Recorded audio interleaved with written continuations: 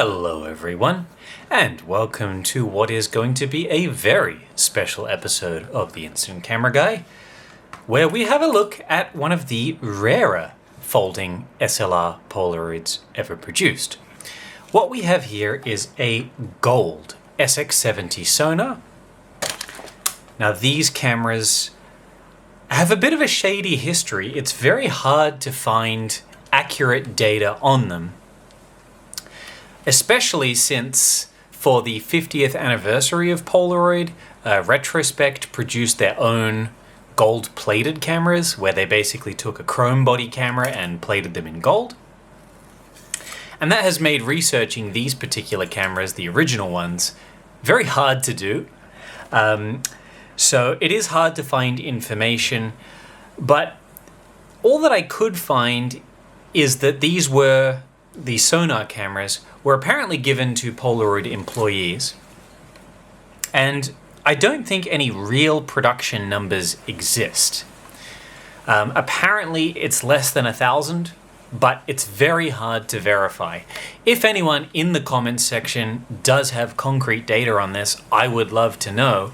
As I said, it's very hard to find information, especially because of Retrospect's recent run of gold cameras. If you try and Google this, that's all that comes up these days.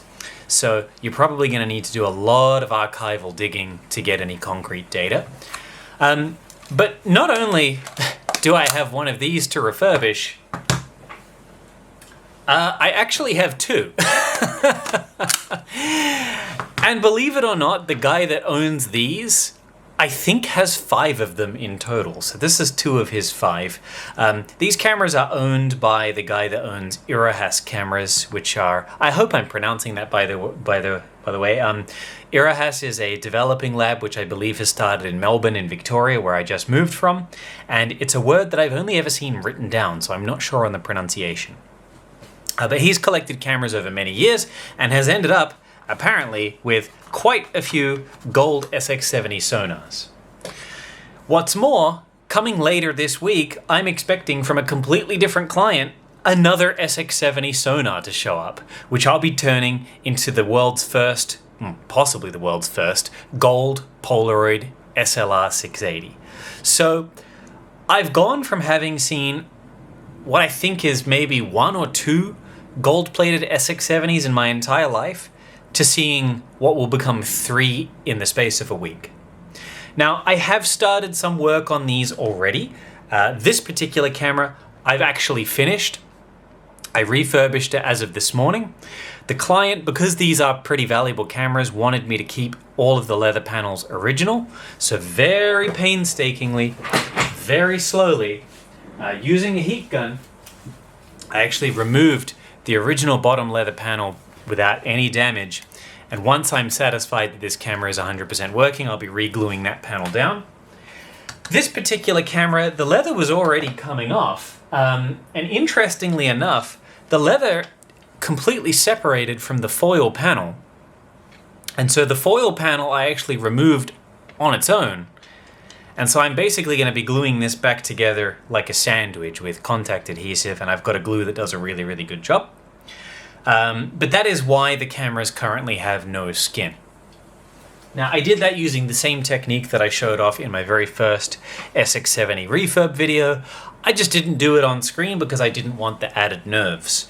It is easy to make a mistake when trying to salvage skin, and sometimes the mistake isn't even your fault. Sometimes the adhesive on these is just so strong that you cannot get it off without crinkling or damaging a panel. So I did it all off camera, very slowly, and ended up doing a good job in the end. But both of these cameras apparently not working, non-functional. This one proved to be quite the easy set of repairs. It was really just an example of preemptive maintenance.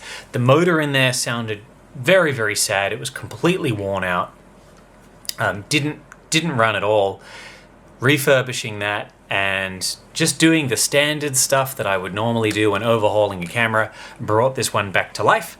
I cleaned the electric eye, and I've just been in the process of film testing this, and it seems to be doing a good job both indoors and outdoors. Just please ignore the light leaks on the pack of film because this was salvaged from another camera. Which is why it's leaking light. The actual camera itself doesn't have a light leak, but I'm very happy with how these exposures are coming out. So this one, for all intents and purposes, other than needing to put the screws back in and put some leather on, I'm happy to say is finished. And that means we can now have a look inside this one. Now, although these are obviously plated in gold, these are just standard SX-70 Sonars. There's nothing special about these cameras other than the fact that they do have a gold plating. And when I refurbish these cameras for the client, I will be converting them to take 600 format film. Now, for those in the comment section that are going to go, oh, that's sacrilege, wouldn't be doing that, it's not going to be original, it's going to lose value, just chill, okay? The 600 conversion is literally just a capacitor. It's very easy to swap back to the original. In fact, the client can have the original capacitor as far as I'm concerned, but it's very easy to swap back. Truth of the matter is 600 film is just so much more functional. It's so much easier to get here in Australia. It's such better performance. It's better hands down across the board. And the other thing is, if this particular client then wants to further upgrade this camera to I-type or to really go crazy, it's going to be very easy to do so. So yeah, I already ran that past the client. He basically said, look, I trust you. I trust your judgment. You're going to do a good job at these cameras. They're totally in your hands. And I really appreciate being given that level of trust. Now, one of the things I can notice here, I can actually hear something like rattling around inside the camera. What was that? It's like a little bit of plastic. Okay, so that's stopped rattling around, which is good. I can't hear anything else. But yeah, I have kept the client's original capacitor from the other 600 conversion, so if they really want to, they can replace it. But yeah, both cameras, being that they've pretty much just been shelf queens, are in pretty good nick.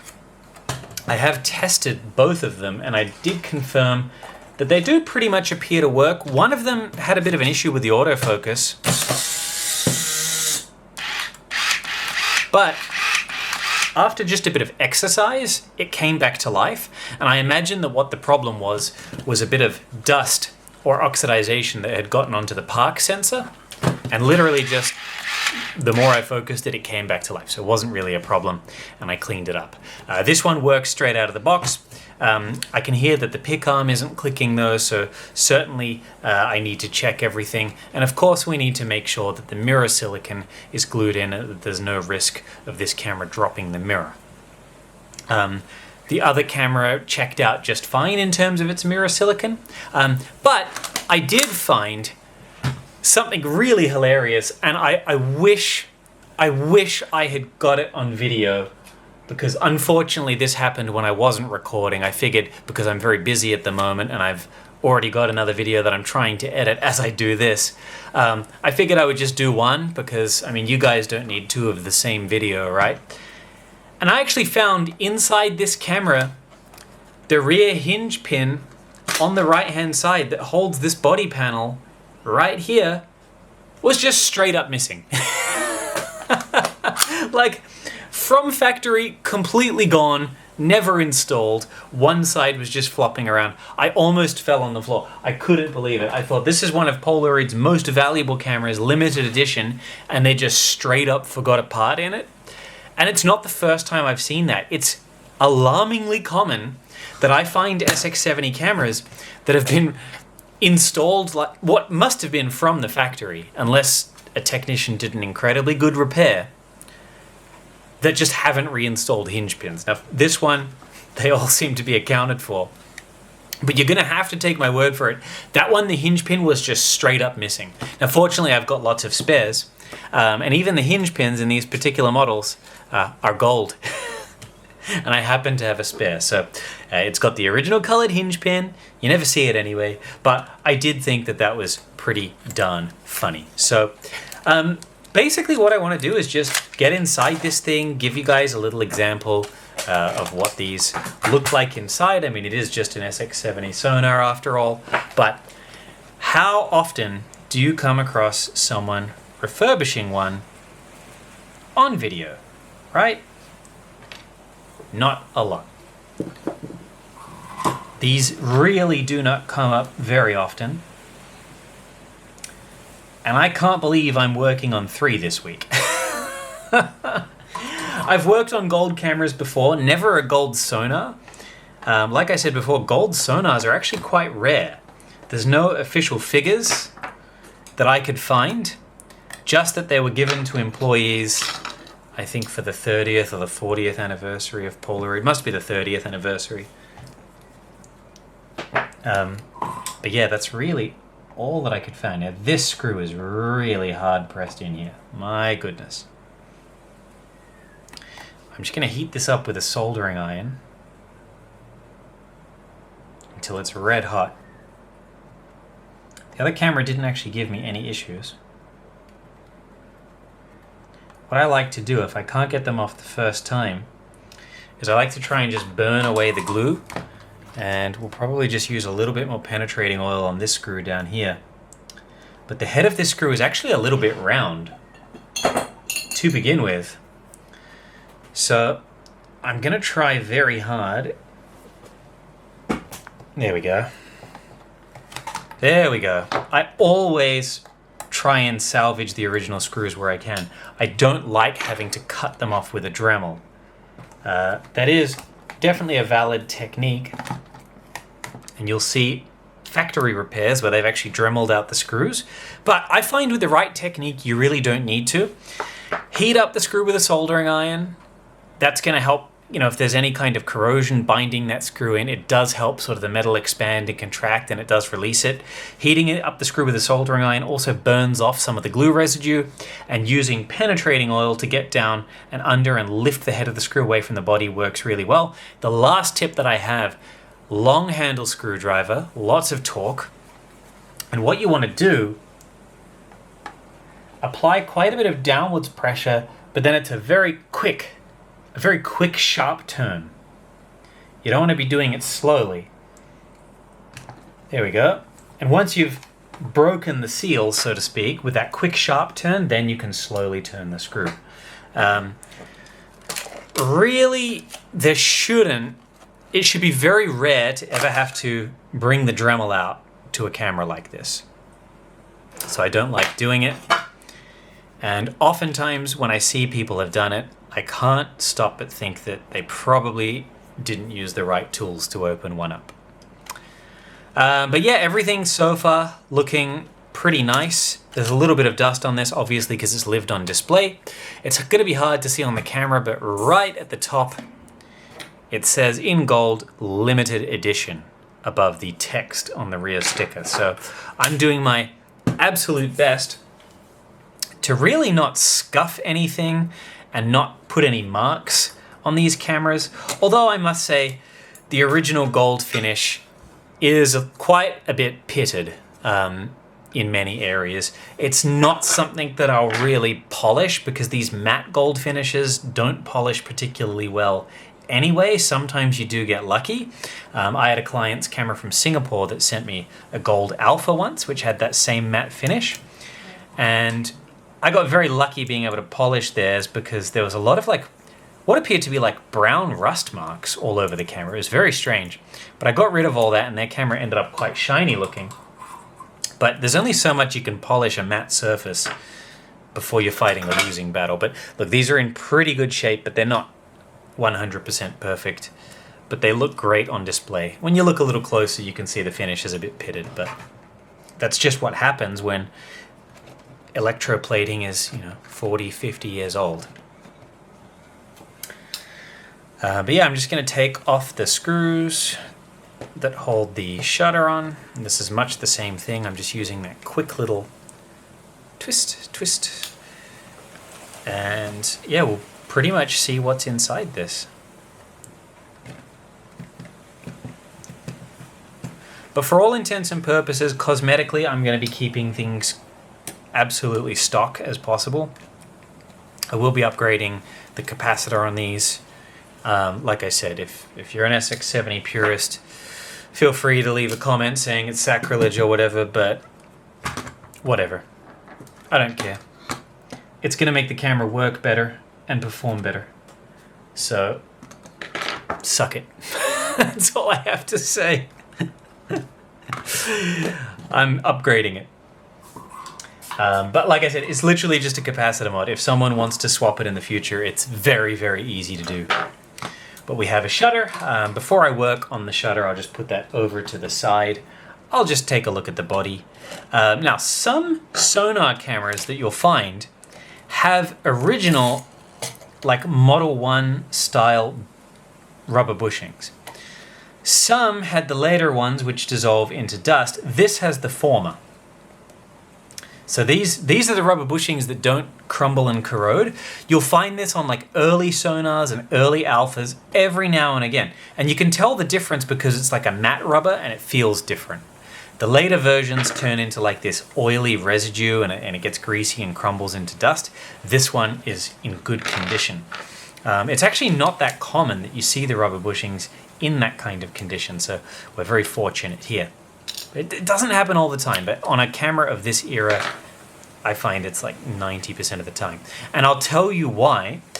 This particular camera, this is interesting because these cameras were clearly produced from a similar batch. But this particular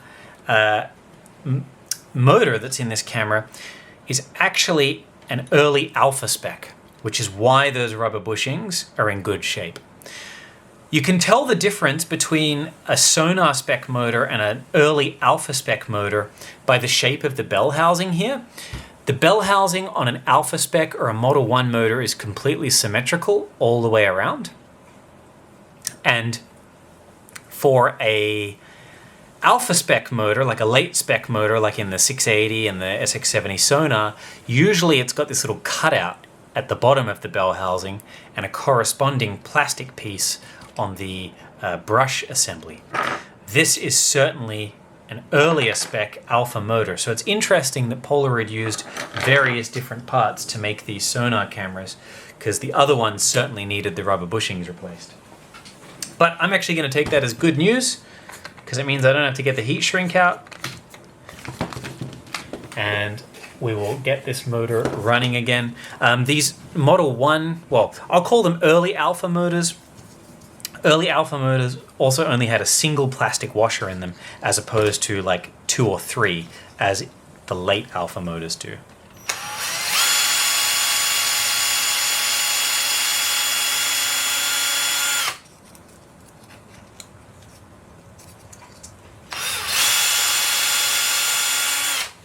Now, what does all this mean in terms of motor differences? Well, for the consumer, not a hell of a lot.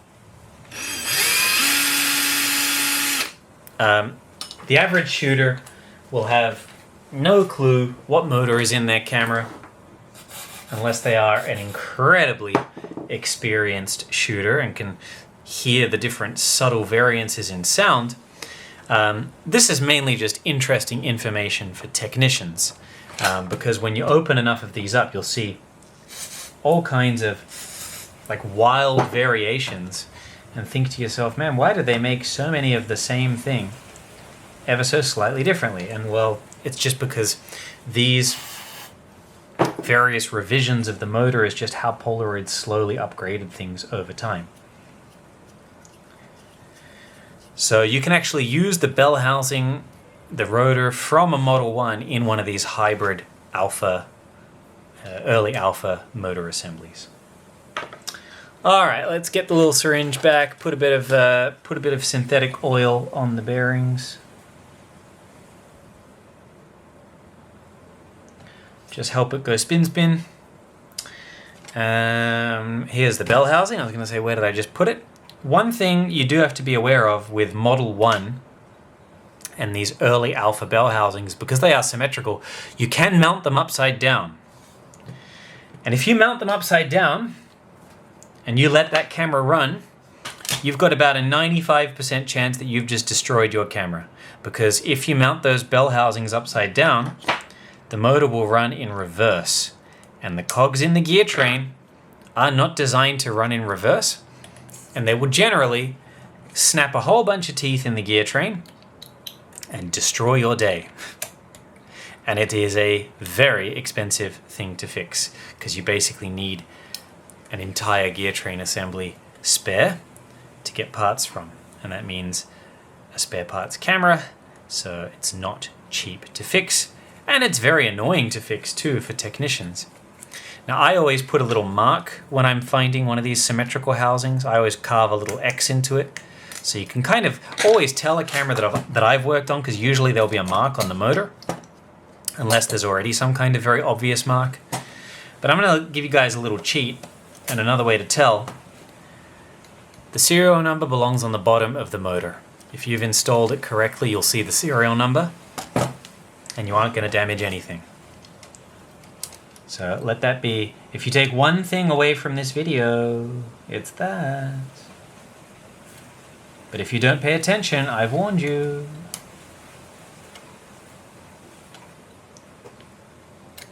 And of course, I just like to remind people, if you're not super good at small mechanical repairs or electronics projects, if you're the kind of person that like just breaks more than they fix and your product ends up worse, this is not the kind of repair for you. If you've never fixed anything small or mechanical or electronic in your life, I would recommend going to a hobby store and asking for a little hobby kit that you can practice on first. Build yourself some little motorized car.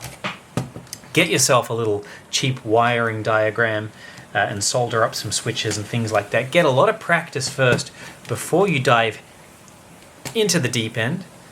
And certainly if your camera is particularly rare, like even if you've paid very little for this, which actually that brings me to a very good point to discuss in just a second, like the fallacy of cheap cameras. It's worth sending it to a professional who's going to be able to do this like justice without breaking the camera. As I said, the gold sonars are particularly rare. We don't even have figures on how many were made. So I would recommend sending them to someone that has heaps of experience and isn't going to brick your stuff. All right. On that note, I want to talk about something that comes up every now and again. I'm just going to grab a drink because it's real hot over here. And I constantly find myself dehydrated now that I've moved to Western Australia, which is just way hotter.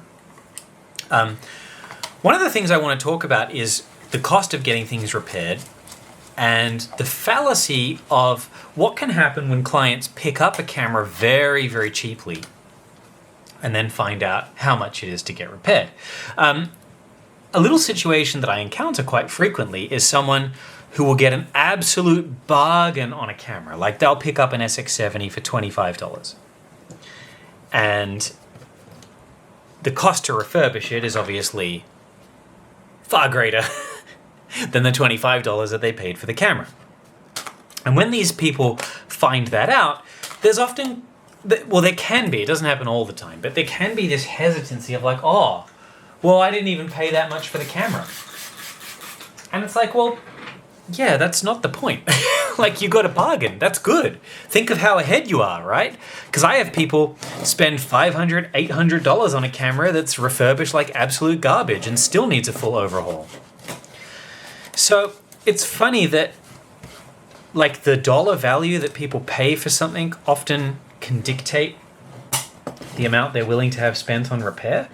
But the way that I put it, if you've got yourself a bargain, that's great. That's all the more reason to spend a good amount on a competent technician, such as myself, getting it working, getting it singing, making sure it's 100% in action, and think of all that money that you saved without having to gamble on something in worse condition. But it's just a little interesting thing that I find. It would be like, you know, buying a Ferrari for $1,000 and it needs a few parts, and then you go, what? I can't believe how expensive the engines are in these things. It's like, well, yeah, you got a bargain. That's how much these things cost. So just a little aside. I have no idea what my clients paid for these. I do know the client of mine that has the other gold sonar coming, which we're going to turn into an SLR 680. I know he paid very little money for his gold sonar. I actually cannot believe how cheap he got it for. He got it in January on an eBay auction here in Australia. And I think what happened is whoever was selling it just chose the worst possible timing to sell such a valuable camera. They were selling it right after Christmas, right at the turn of the new year where so many people are on holiday or have blown their Christmas budget back in December. Not a lot of people have disposable income. Most people are away and on holiday and that kind of stuff. And so it sold there. And the bidding just, it really didn't move. And it ended up going for such a cheap price. And when he messaged me and goes, here, look what I've got to send you now to fix, I took a look and I was like, are you serious? You paid what? Couldn't believe it. So yeah, that 680 is going to be really cool. And like I said, it's one of those things that these cameras are so modular. If I needed to replace the shutter in this, I could easily pull one off any other SX-70 Sonar. It is really just the body panels that make this thing special. All right, we've got a little bit of marking on the Fresnel, which is very normal for bellows. I wonder if these bellows are folding properly. Let me just have a look. Yeah, these bellows are a little bit puffy. And I can tell you why that's the case. The reason that's the case is someone has left this thing on display. Which makes sense. It had a bit of dust on the top of the viewfinder. You should not leave these on display in the erect position. The reason being is that UV light over time and the fact that the bellows are erect will cause the rubber to start to shrink. And when it does, along the inside of the camera, if I can just get it to fold down, you can see these little pleats in the fold. If I can get some light, they actually stick up more than they normally would. And on the inside of a sonar camera, these little pleats are ribbed, and it's that ribbing that's pressed into the Fresnel screen, and you can kind of see those diagonal marks. So that's what's caused that. As gorgeous as this thing looks in the erect position on display, please don't. I know it's very tempting. I know these are gorgeous, timeless pieces of utterly amazing design, but please resist the temptation to store them on display in the erect position. They are not designed for that. If you leave film in the camera, it means that the PCB is constantly powered, so you put strain on the circuit board. But most importantly, the bellows just really don't like it. Now the bellows fortunately aren't particularly dusty inside. I'm just going to clean it all anyway.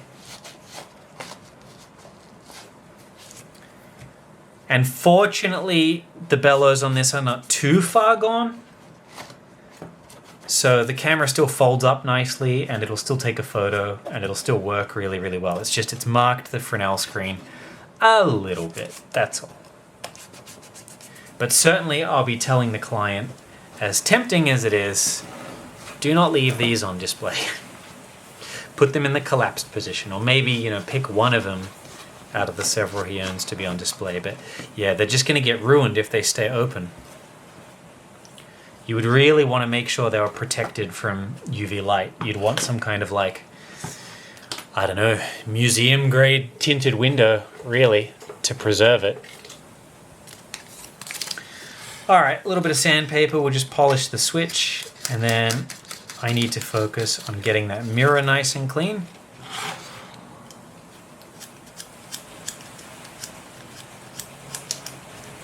Now, the mirror inside here, I'm going to assume, yeah, that silicone is strong as.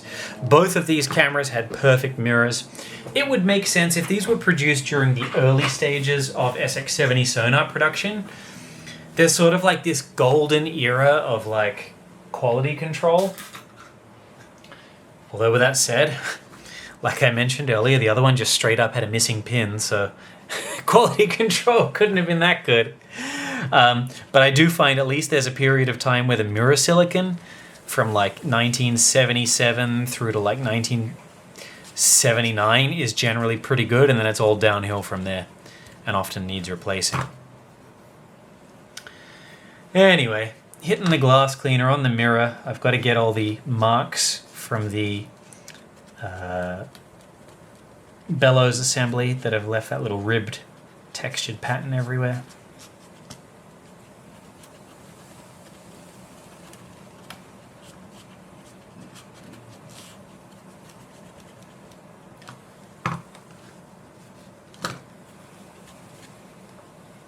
And of course, we'll give this Fresnel screen just a little bit of a clean, but honestly, this looks really nice. There's a few little marks, as I said, from the mirror, but there's very little I need to do to this, to be honest.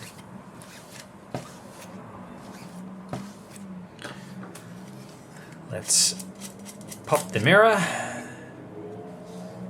Oh, that definitely needs a clean, though. This is actually quite hazy on the inside. I believe this camera, I pulled this old pack of film out of it. Like, this is old school SX-70 film from back in the day. And I think this paper part probably just collected moisture over time and it caused that haze. So I'm just going to clean that up, because that will affect the images for sure.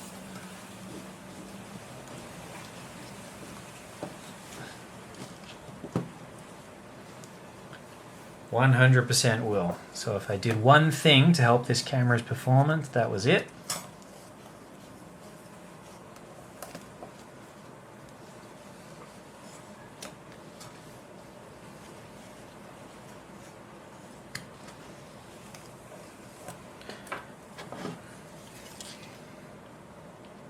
Beautiful.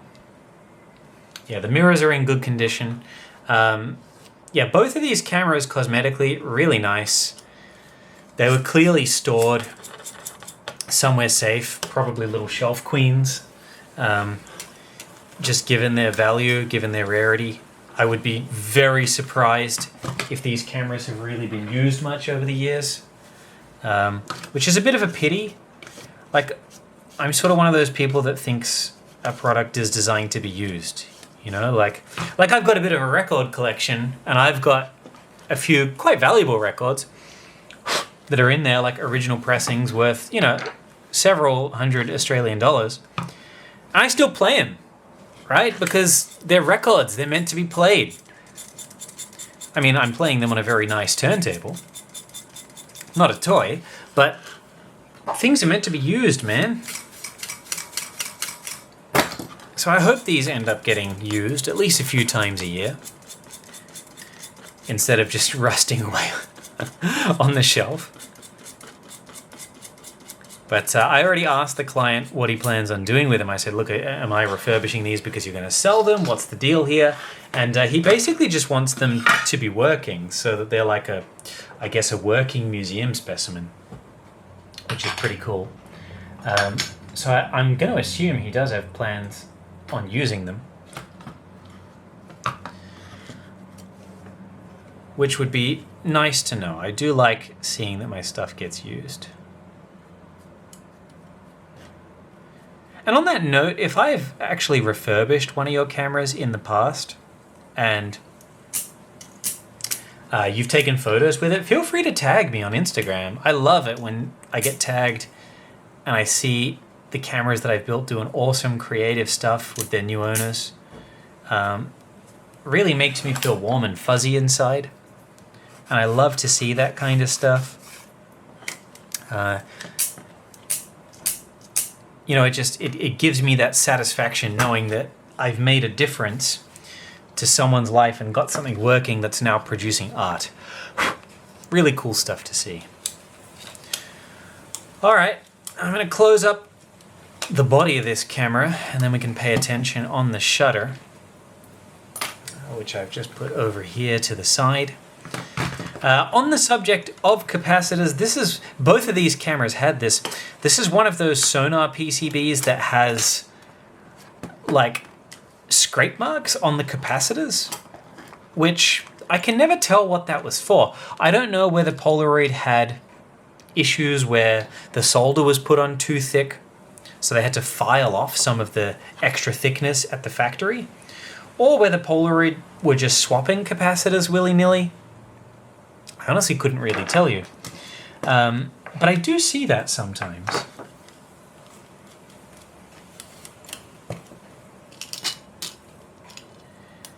And so what I'm getting at here is if I swap that capacitor out to make this thing 600 film compatible, well, it's very easy to undo and return it back to normal. The cool thing is that alpha cameras and sonar cameras like this will generally have like the exact same capacitor value. It makes them very easy to service and 600 convert. And 9 times out of 10, the value of capacitor required is like a little 220 PF, because the original capacitor is roughly 1,000 picofarads. So if you use a little 220 picofarad, the camera will start to work again. But for 600 film.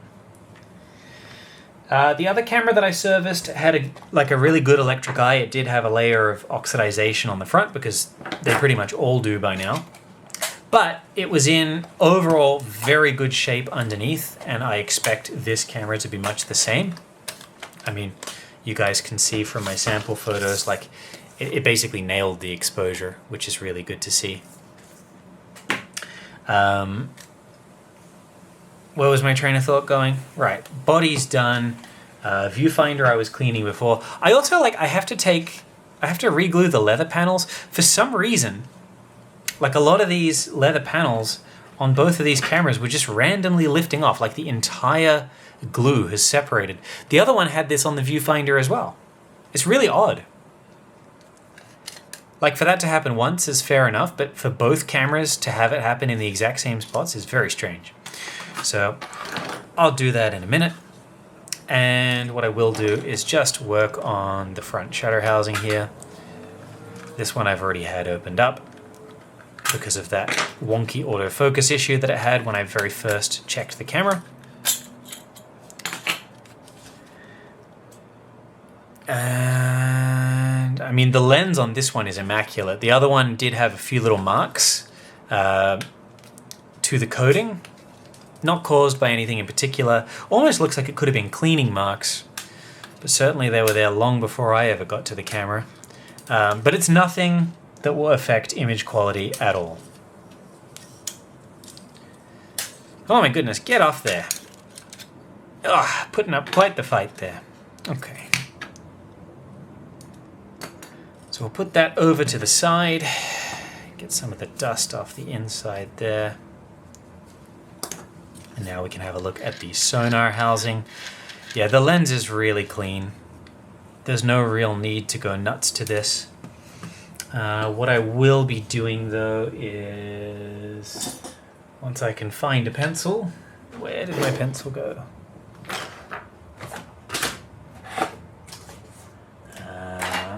Any marker will do, really. What I want to do is just mark the position of the focus wheel to the idler gear, just so that I can put it back in the same spot. And I'll probably just solder this thing up first, do the 600 conversion. These things have the exact same PCB, like both cameras had identical batches. Same little capacitor marks. And what I might do, I'm just going to take stock of my capacitors. I did this for the other one, and I have it here as well, so I can do it twice. I actually happen to have the exact specification of capacitor that Polaroid used back in the day, the same green design with the blue stripe that sits in the Polaroid SLR 680. And this capacitor is still good. Ceramic capacitors don't ever really go bad. So this this camera is effectively getting a factory 600 speed upgrade. So I cannot emphasize how much of a factory type upgrade this is going to be. It's literally a Polaroid brand capacitor that came from another Polaroid camera that is the exact spec used in the SLR 680. Now what I'm going to do here is just resolder all the ribbon cables.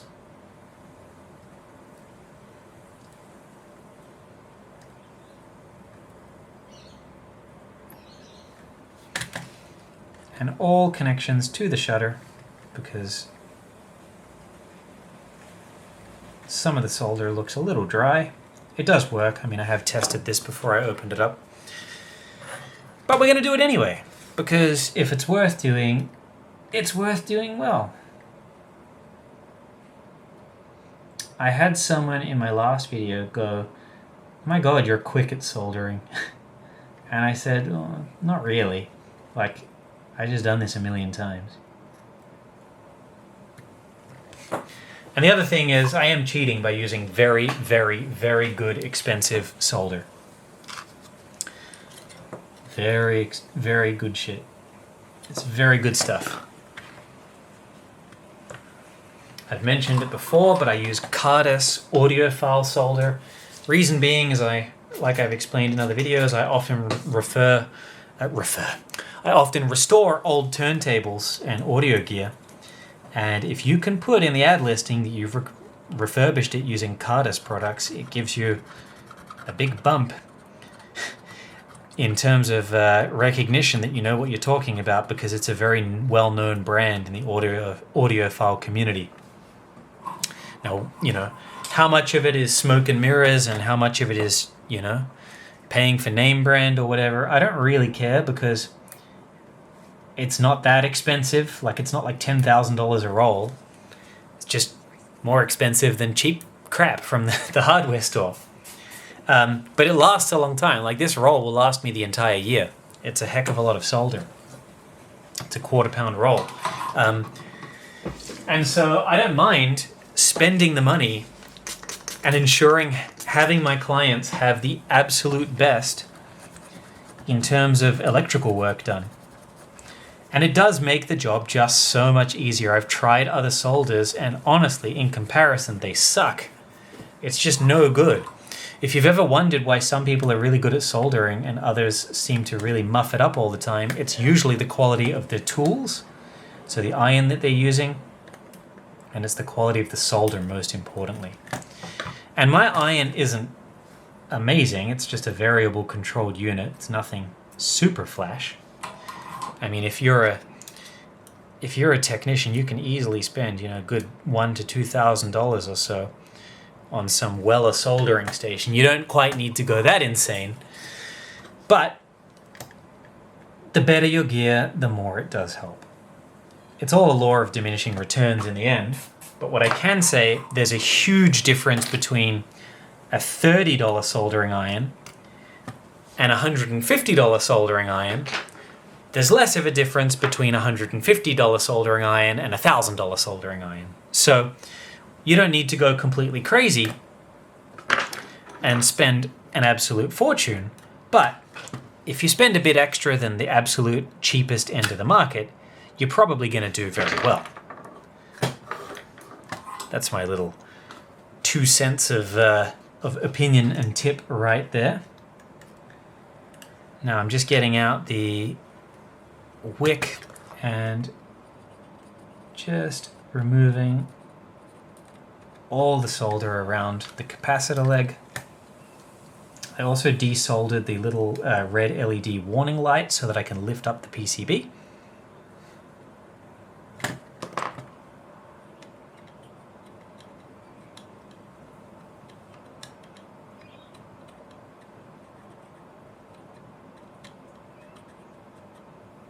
And now what I should be able to do is, there we go, lift that up. That gives me access to the electric eye, which is roughly as clean as the old one was in the other camera that I did. So I'm just going to get a little Q-tip and some lens cleaner here. Again, on the subject of cleaning the electric eye, because I get a lot of questions about this, and if you go on online forums, there's so many people that will have their opinion of what to clean it with. Just buy some glass cleaner from the store. It's literally made of glass, and glass cleaner is designed, believe it or not, to clean glass. I don't know why these people on forums have you doing home chemistry experiments like you're bloody Walter White, mixing up hydrogen peroxide and vinegar and alcohol. Just go buy glass cleaner. Like, go to your store and pick some up. It's like $2 for enough glass cleaner to do hundreds of cameras. I've really never understood it. I'll never understand why people like get told, oh no, you got to use this and this and this and this. Like most of the time, if it's made out of glass, you're going to be just fine using glass cleaner. Alright, now the insulation on the back of this capacitor is really stubborn, so I'm going to melt it off. There's sort of like this acrylic paint insulated layer that goes on to the back of the PCB, and sometimes it can really hold on tight to the components. But with a bit of heat, everything comes off easy. Again, we can salvage the original capacitor.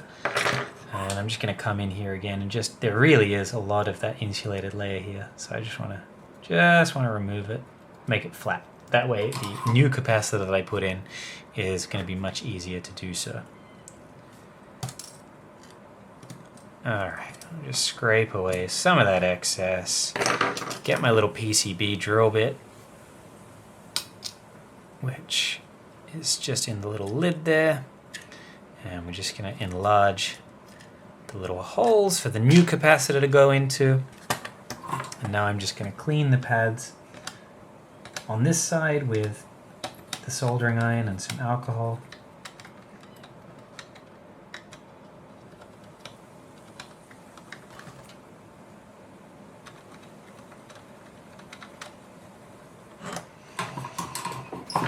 Now so far, all of this is kind of doable in one take, which is pretty cool.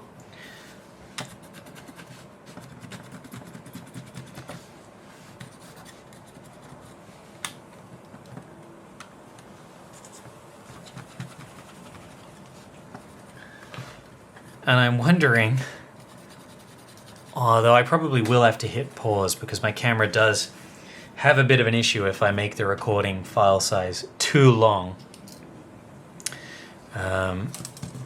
It's easier to edit when it's shorter individual videos and the file size doesn't go beyond 4 gigabytes or so.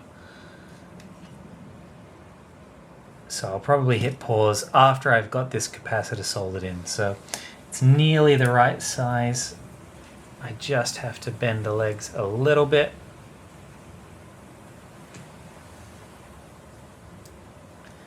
And as I said, this is literally going to be a 680 spec 600 mod.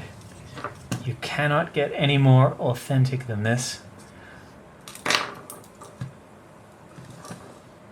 Normally, as I said, I wouldn't bother doing this, but since it is a relatively rare camera, my intent here is to make this as close to like what the factory would have done had they made a 600 speed compatible version of the camera from the factory. This is exactly the part that they would have used. So let's really get the solder in there.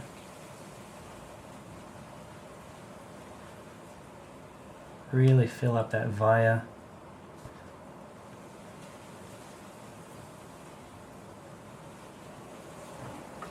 Great. And we'll just do the same on the other side.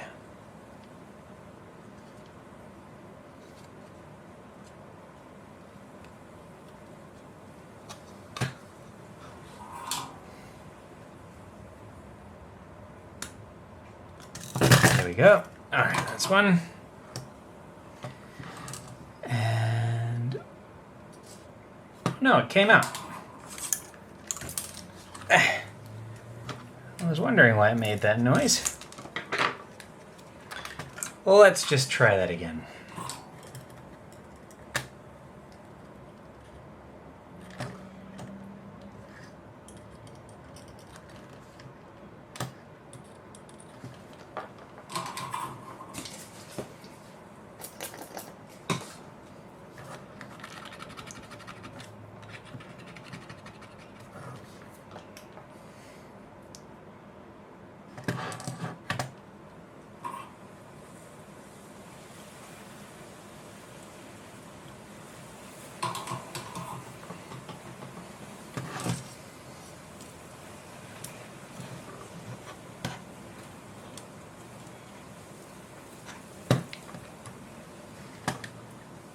All right.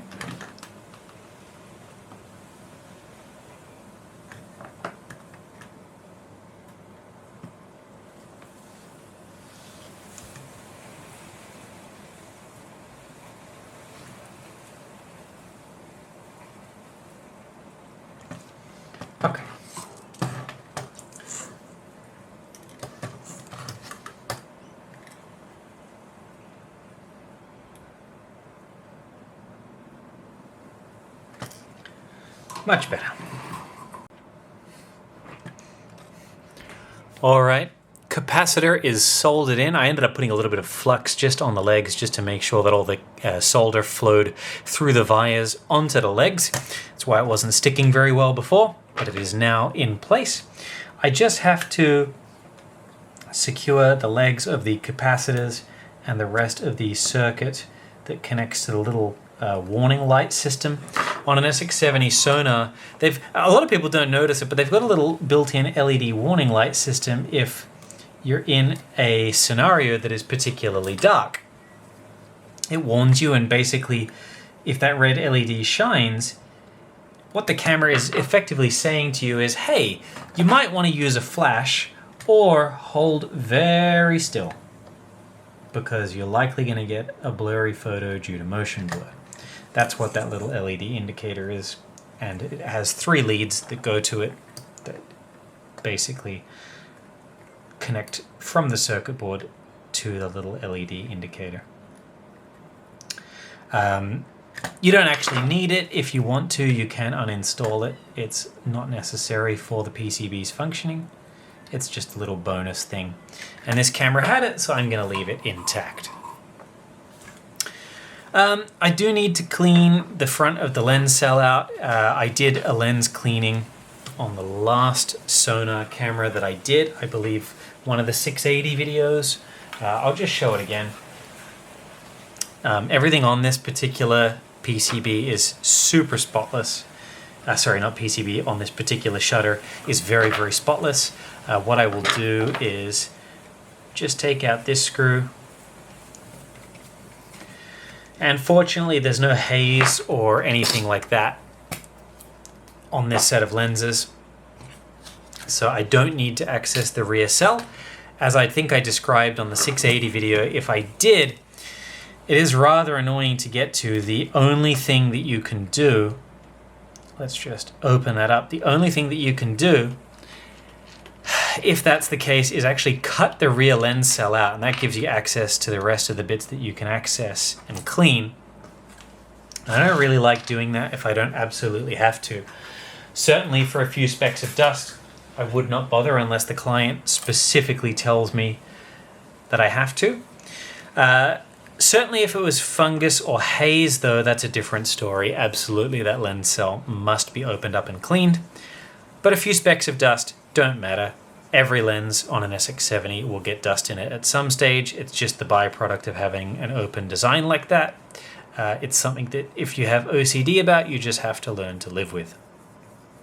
But we're just going to be cleaning the rear of the lens cell. There wasn't a huge amount of dust back here, but there was a little bit, just enough to annoy me. And this part is particularly easy to access and clean, so whilst we have the shutter all open, we might as well. But yeah, truthfully, it's not going to affect your images. The only thing that having a minimal amount of dust on your lens does is improve your resale value. That's about it. That's really all it does, because it shows theoretically that something's never really been used, and that can give it a higher perceived value. Alright. But yeah, this is a Sonar camera, so all the lens cell is made of plastic. Unlike the metal body lens cells, which I did an entire video on, cleaning out fungus.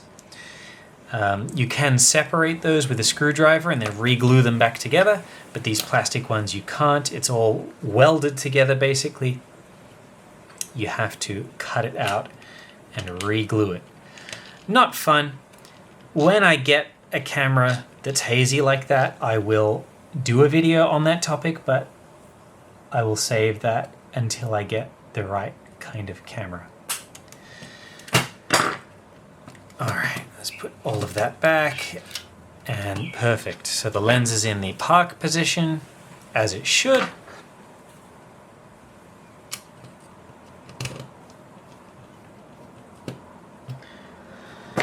Alright, that means body is done.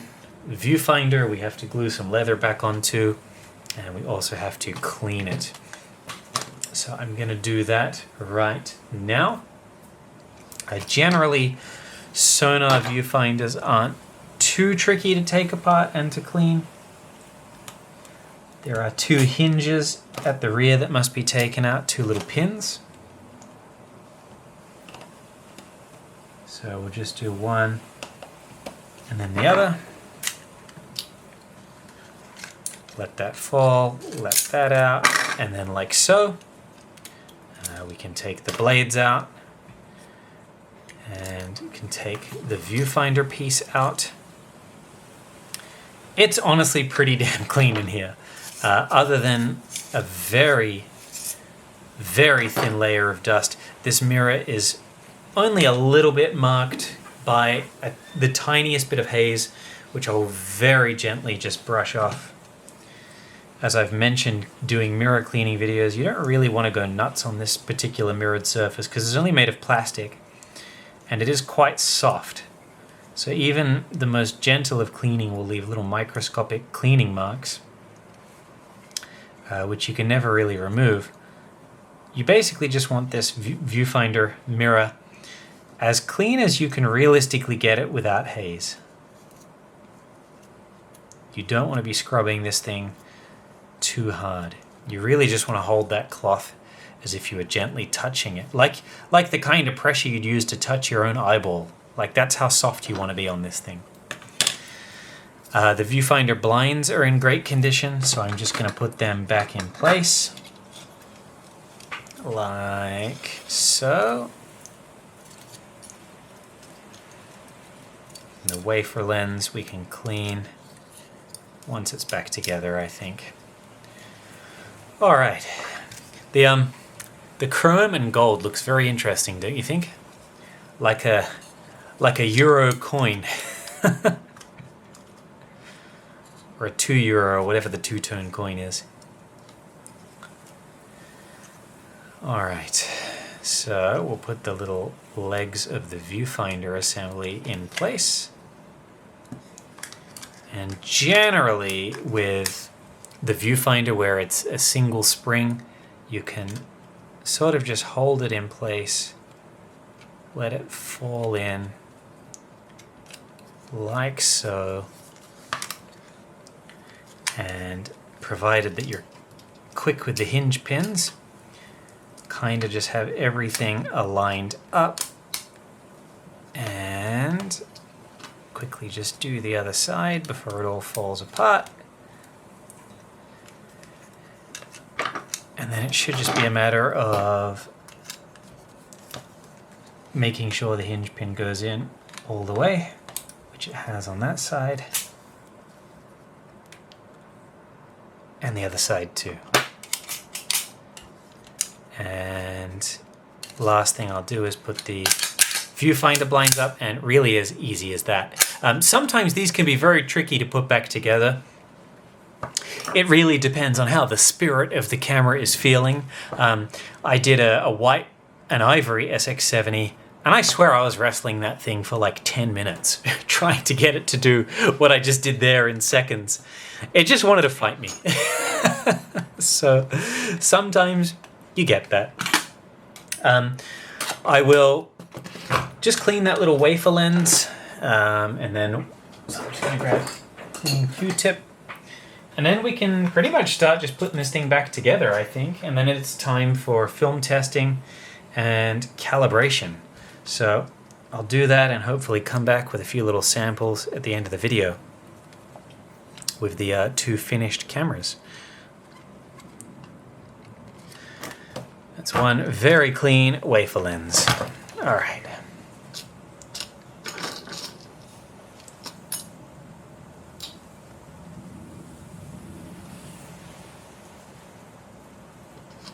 These screws are so sticky because of all the adhesive.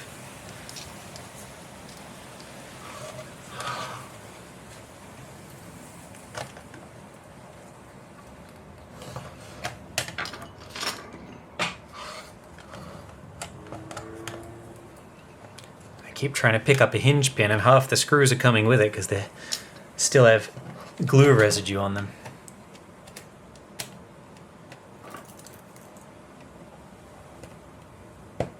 There we go.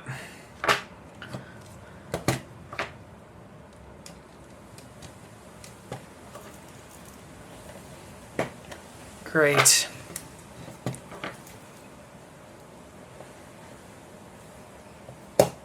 There we go. And the other side too. Great. This one just has to go in a little bit further. There we go. One fully refurbished body, other than having to glue that leather back on. And now we can reattach the shutter. I do have to clean the rear of that lens because it's got some fingerprints on it from where I was handling the shutter before. And before I put this shutter on, I do have to insulate everything that I was working on. I was having a discussion with another tech about this the other day in terms of what parts of the shutter to insulate and what to not insulate. And these days, my sort of rule of thumb is just insulate as much as you can, because there's no harm to it. If you're insulated, it's going to prevent you against short circuits, and that's always a good thing. If you want to be overly cautious, it's not necessarily a bad thing to do. In my opinion, I think Polaroid didn't insulate enough of their PCBs, and it can lead to problems. For example, if the sonar cable there that goes up into the sonar assembly, if that gets like bridges, it can cause all kinds of funny electrical gremlins, such as a shutter button, which when you press it will focus and fire the shutter at the same time. So that little autofocus sort of half depression will constantly fire the shutter, and that's not ideal. That's not what you want. So I like to just really insulate everything, and same with the body cable lead, because it's just not worth having issues, especially when insulation costs such little money. And it just protects it from the elements as well. I mean, less likely to become oxidized. It's just good practice thing to do. All right, one more. Just over the solenoid legs there.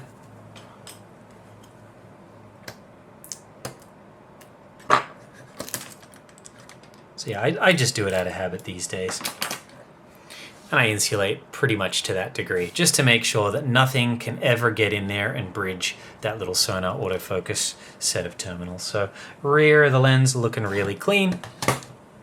Let's put the shutter housing on with at least 2 screws and just make sure everything works. Now that capacitor that I just installed did come from a working Polaroid camera, but it isn't something that I've tested, so hopefully the shutter works. If not, I will swap out the capacitor again.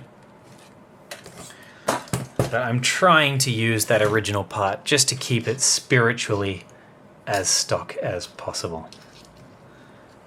Not that it matters. I mean, a capacitor is a capacitor. If it can hold a certain charge, it's going to work. But if it does work, well, it's at least a cool little thing to brag about, to say, yeah, it's actually got 680 spec caps in there. All right, screws are sticking to me again. I got to get those into some solvent before I box up this camera.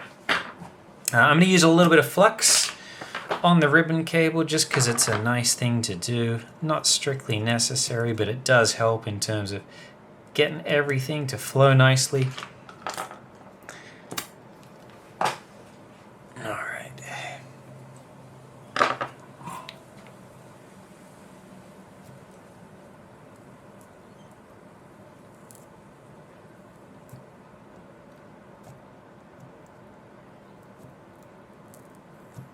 Cool.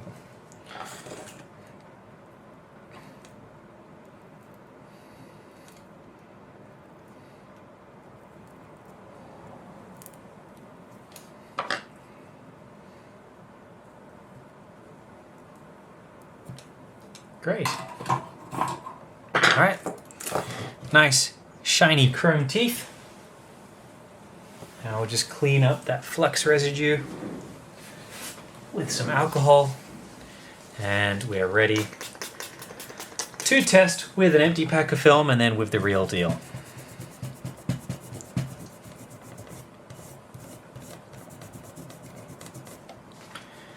And really, that is how shiny you want your soldering job to be. Nice little chrome teeth. Alright. Let's get the front shutter housing on. And we'll get the door on, which I was looking around for and then remembered that I put underneath that body panel there.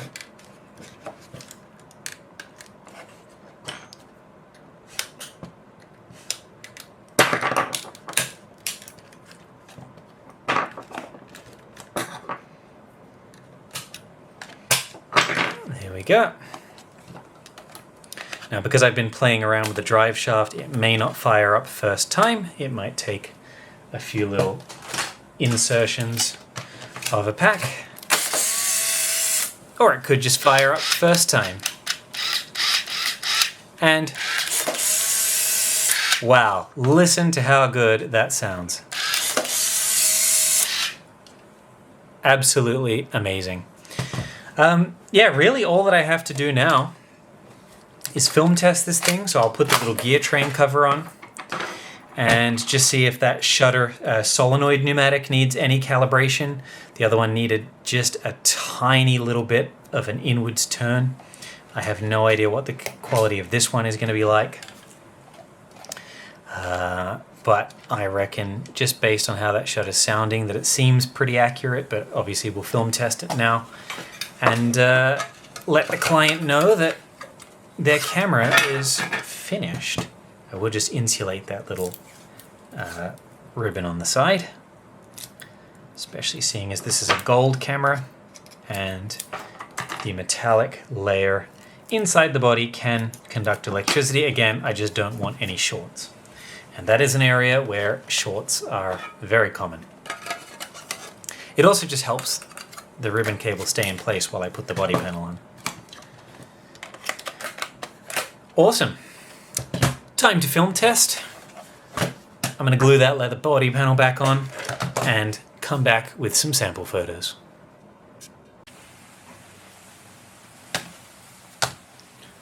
Well, I tell you, it doesn't get much more accurate than that. Both cameras have been dialed in terms of their solenoids and are 100% ready to go. The leather panels I ended up re-gluing on the bottom. I'm just waiting for it to dry at the moment before I take photos of everything. And I gotta say, if I hadn't have told you, you'd pretty much never be able to tell that these were open, what with the technique I use to salvage the leather. And all I really need to do is put the extra 2 screws in the lens board on camera number 2 here, and we will have 2 completely refurbished SX-70 gold Sonar cameras. Both converted to take 600 film, and both fitted with Polaroid specific, authentic SLR 680 style capacitors taken from salvaged Polaroid cameras. So you cannot get any more original than that. I'm super stoked with how these both turned out. I'm sure my client is going to love them. I'm hoping that he sends me the other gold cameras that he owns, because my impression was he did own about 5. I hope I'm getting that correct. But yeah, these have turned out really, really nice. I'm super happy with how they came out in the end. Absolutely awesome performance from both of them. Both super clean. Both will make excellent cameras to use, but I guess also to put on display given their relative rarity. And that's pretty much it for the video. Not a really deep dive in terms of repair, because for the most part these things only needed preemptive maintenance and a bit of servicing. There was nothing necessarily broken in inverted commas per se, for me to have to really dive in deep and fix. But I hope you enjoyed this little teardown of what is otherwise a relatively rare camera that you don't see very often beyond eBay listings, let alone seeing what they're like on the inside. It was an interesting journey for me, and really my only regret was when I was refurbishing camera number 1, I wish I'd had the camera rolling to be able to capture the fact that a hinge pin was missing from the rear of the camera. That was just such a funny thing for me to find. As always, if you like the content, please feel free to like and subscribe, or simply share my page on a forum or among friends. If you want to support what it is that I do, please feel free to send me a camera to refurbish, and I will do my best to make whatever it is that your heart desires, whether it be a manual control Bluetooth upgrade, a completely original looking set of cameras like what you see here, or maybe something totally custom. It's entirely up to you, but feel free to send me something to repair. Or if you don't have anything to repair, but simply just like my content and enjoy what it is that I'm doing, if you're enjoying the factual information, then feel free to buy me a beer or two using the links on my Ko-fi account down in the video description. Until next time, you've been a wonderful audience, and I would like to say thank you to all of those who've supported me so far at the time of me posting this video. This channel is only 3 weeks old, and already I have about 350 subscribers or so, possibly more, which is honestly about 300 more than I ever expected this tiny little niche hobby of mine to ever have. So I would like to thank you from the bottom of my heart, and I will see you guys in the next video.